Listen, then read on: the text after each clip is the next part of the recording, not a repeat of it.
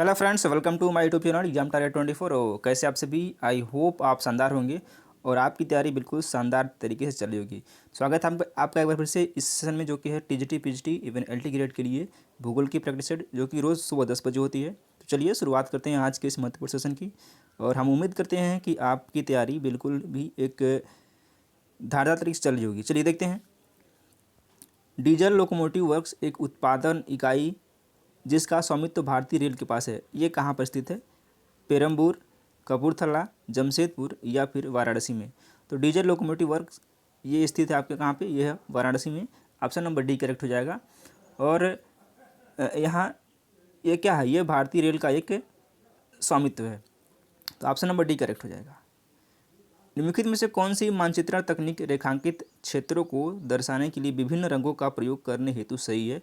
आइसोप्लेथ, कोरोप्लेथ, कोरोक्रोमेटिक या फिर कोरो स्कीमेटिक? पूछा क्या गया है? मानचित्रण तकनीकी रेखांकित क्षेत्रों को, यानी कि जो रेखांकित क्षेत्र होते हैं उसको दर्शाने के लिए कौन सा इसमें से जो टर्मिनोलॉजी है वो प्रयोग की जाती है? तो ये की जाती है कोरोक्रोमेटिक का यूज़ किया जाता है। ऑप्शन नंबर सी करेक्ट हो जाएगा। हिमालय का ज़्यादा चौड़ा हिस्सा स्थित है हिमाचल प्रदेश में, अरुणाचल प्रदेश में, जम्मू कश्मीर में या फिर नागालैंड में? चौड़ा हिस्सा पूछा जा रहा है कि किस तरह से कहाँ पे स्थित है। तो हिमालय का जो चौड़ा हिस्सा है वो कहाँ पे है? वो जम्मू कश्मीर में स्थित है। ऑप्शन नंबर सी करेक्ट हो जाएगा। हिमालय जो पर्वतमाला है वह सिंध नदी के मोड़ से, यानी कि सिंध नदी के मोड़ से प्रारंभ होकर ब्रह्मपुत्र नदी के मोड़ तक जाती है, यानी कि विस्तृत है। पूर्व से पश्चिम दिशा में, पूर्व से पश्चिम दिशा में, ये हो गया आपका पूर्व, ये हो गया पश्चिम। पूर्व से पश्चिम दिशा में इसकी जो लंबाई है कितनी है? 2400 किलोमीटर है। ये भी आपसे पूछ सकता है कि पूर्व से पश्चिम में जो हिमालय की लंबाई है कितनी है? तो कितनी है? 2400 किलोमीटर है। और चौड़ाई कितनी है? वह 150 से 400 किलोमीटर के बीच में है। और चौड़ाई कितनी है? 150 से 400 किलोमीटर के बीच में इसकी क्या है? चौड़ाई है। और इसकी औसत जो ऊंचाई है वो 600 मीटर के लगभग है। यह पर्वतमाला जो है भारत के 5 लाख वर्ग किलोमीटर क्षेत्र में फैला हुआ है। यह एक नवीन वलित पर्वत है। ये भी क्वेश्चन पूछा जाता है कि हिमालय कैसा है? तो हिमालय जो है एक नवीन वलित पर्वत का उदाहरण है। इतनी चीज़ें आपको ध्यान रखनी है। आई होप आप इसको समझ पाए होंगे। चलिए बढ़ते हैं अपने अगले क्वेश्चन की तरफ।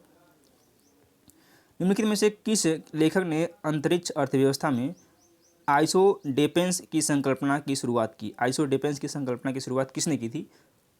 ई हूबर ने, ए लास्ट, टी प्लैंडर या फिर ए वेबर ने? तो अंतरिक्ष की अर्थव्यवस्था में आइसोडेपेंस की संकल्पना की शुरुआत किसने की थी? यह क्या था? ए वेबर ने। डी ऑप्शन करेक्ट है। निम्नलिखित में नदियों में से किस एक से कुरनूल कुडप्पा नहर निकाली गई है? कावेरी, पेन्नार, पलार या फिर तुंगभद्रा? पूछा गया है कुरनूल कुडप्पा नहर निकाली गई है कावेरी से, पेन्नार से, पलार से या फिर तुंगभद्रा नदी से? यह निकाली गई है तुंगभद्रा नदी से। अब आपको बताना है कि यह कहाँ पर स्थित है। तो यह स्थित है कर्नाटक में पश्चिम घाट पहाड़ी की गंगा मूल चोटी से निकलती है। यह निकलती है जो ये नदी तुंगभद्रा नदी है, ये तो निकलती है कहाँ से? चलिए अगले प्रश्न करते हैं। दून घाटी कहाँ अवस्थित है? महान हिमालय में, लघु हिमालय में, शिवालिक हिमालय में या फिर कराकोरम श्रेणी में? पूछा गया दून घाटी स्थित कहाँ पर है? यह स्थित है शिवालिक हिमालय में। तो ऑप्शन नंबर सी क्या है? करेक्ट हो जाएगा।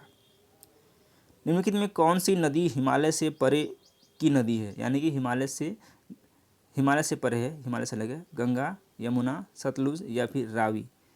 गंगा से परे कौन सी नदी है? यह सतलुज है। ऑप्शन नंबर सी करेक्ट हो जाएगा।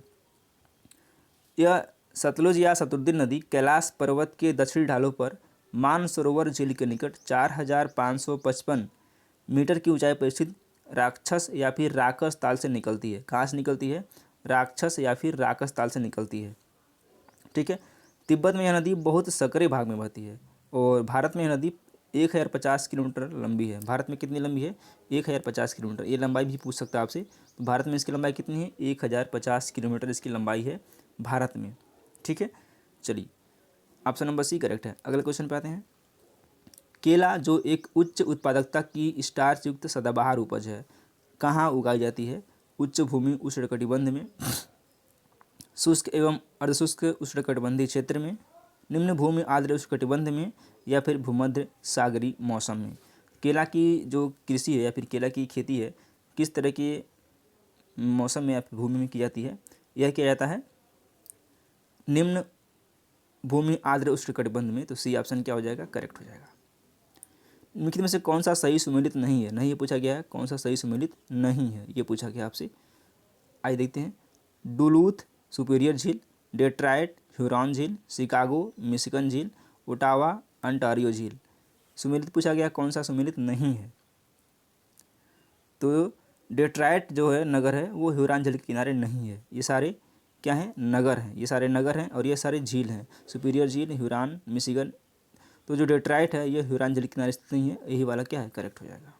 बाकी डुलूथ कहाँ पे? ये सुपीरियर झील के किनारे है। शिकागो मिशिगन झील के किनारे है। ओटावा ओंटारियो झील के किनारे स्थित है। तो ऑप्शन नंबर बी इसका करेक्ट है। सिंध नदी अरब सागर में गिरती है, इसका उद्गम स्थल कहाँ पे है?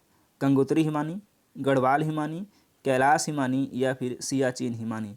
सिंध नदी का उद्गम स्थल कहाँ पे है पूछा जा रहा है आपसे। तो इसका जो उद्गम स्थल है वो है Kailash Himani. Option number C correct है। कैलाश हिमानी में कहाँ पे?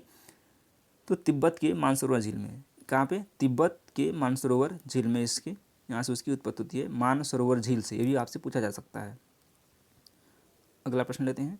एक ही खेत में दो या दो से अधिक फसलों को उगाना एक फसल के बाद दूसरी फसल के साथ, इसका विकास क्या कहलाता है? मिश्रित फसल, पंक्तिबद्ध अंतर फसल, रिले फसल या फिर पट्टीदार फसल। तो इस तरह के फसल को क्या कहते हैं? इस तरह की फसलों को कहते हैं रिले फसल। यानी कि एक ही खेत में दो या दो से अधिक फसलों को उगाना क्या कहलाता है? रिले फसल कहलाता है। सी ऑप्शन क्या है? करेक्ट हो जाएगा। निम्नलिखित में से कौन सा शहर कर्क रेखा के सबसे पास है? भोपाल, जबलपुर, भूज या फिर मदुरई। तो पूछा जा रहा है कर्क रेखा के सबसे पास है।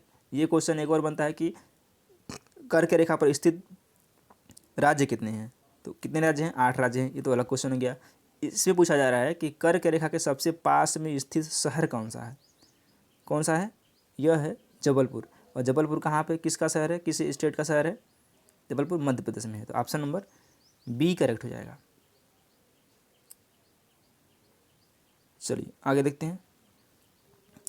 भारत में अपनाई गई मानक मध्याह्न मेरिडियन रेखा है 82.5 डिग्री पूर्व, 84 डिग्री 30 मिनट पूर्व, 82.5 डिग्री पश्चिम या फिर 84.5 डिग्री पश्चिम। तो भारत में अपनाई गई मानक मध्याह्न रेखा जिसे मेरिडियन भी कहते हैं या फिर उसको टाइम मेरिडियन भी कहते हैं, कितनी है? 82.5 डिग्री पूर्वी देशांतर रेखा है। तो ऑप्शन नंबर ए क्या है? करेक्ट हो जाएगा।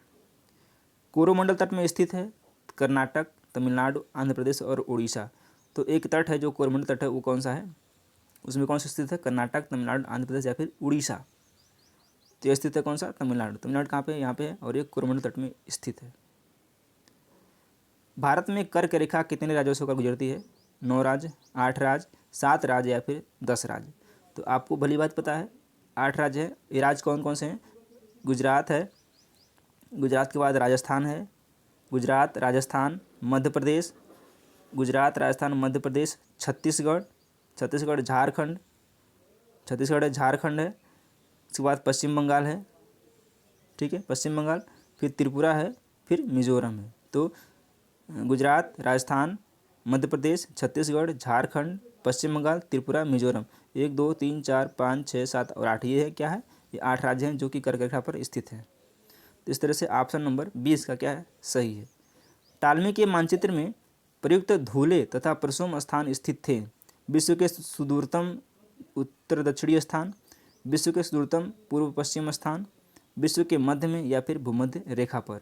तो इसके मानचित्र में जो स्थान स्थित थे वो कौन से थे? ये थे आपके विश्व के सुदूरतम उत्तर पश्चिमी स्थान। ए विल बी राइट।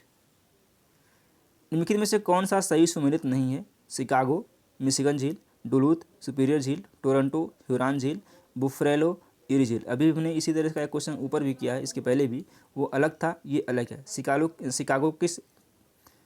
शिकागो जो है किस झील के किनारे स्थित है ये बताना था, यानी कि इसमें से कौन सा सही नहीं है। तो शिकागो कहाँ पे है?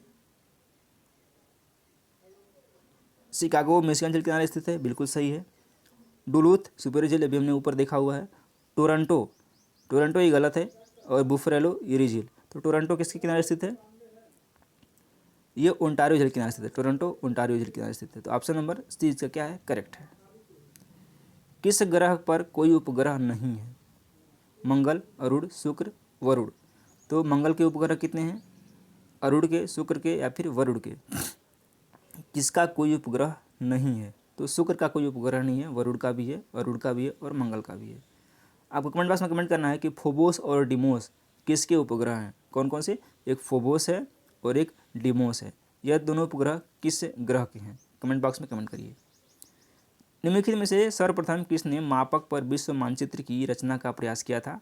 होमर, एनेक्जिमेंडर, हिपार्कस या फिर टालमी ने? किसने प्रयास किया था? यह प्रयास किया था एनेक्जिमेंडर ने। ऑप्शन नंबर बी करेक्ट है। फिर से एक कूट वाला क्वेश्चन है। ये कूट वाला क्वेश्चन सूची एक इधर दिया है और सूची दो इधर दिया है, एक तरफ दिया है। यानी कि फ्रांस कहाँ पे है? ये लारेन क्षेत्र में है। यूक्रेन जो है क्यू राग क्षेत्र, यूक्रेन क्यू राग क्षेत्र। जर्मनी जो है साल्ट गीटर क्षेत्र, और यूएसए मेसाबी क्षेत्र। इस तरह से ए का 3, बी का 4, ए का 3, बी का 4 ऑप्शन नंबर बी में दिया गया है और बी ऑप्शन क्या हो जाएगा? बिल्कुल करेक्ट हो जाएगा। चलिए आज सेशन को यहीं रखते हैं। हम उम्मीद करते हैं कि सेशन आपको पसंद आएगा। सेशन पसंद है वीडियो को लाइक कर लीजिए और चैनल को सब्सक्राइब करिए। मिलते हैं अगले वीडियो। तब तक नमस्कार, जय हिंद।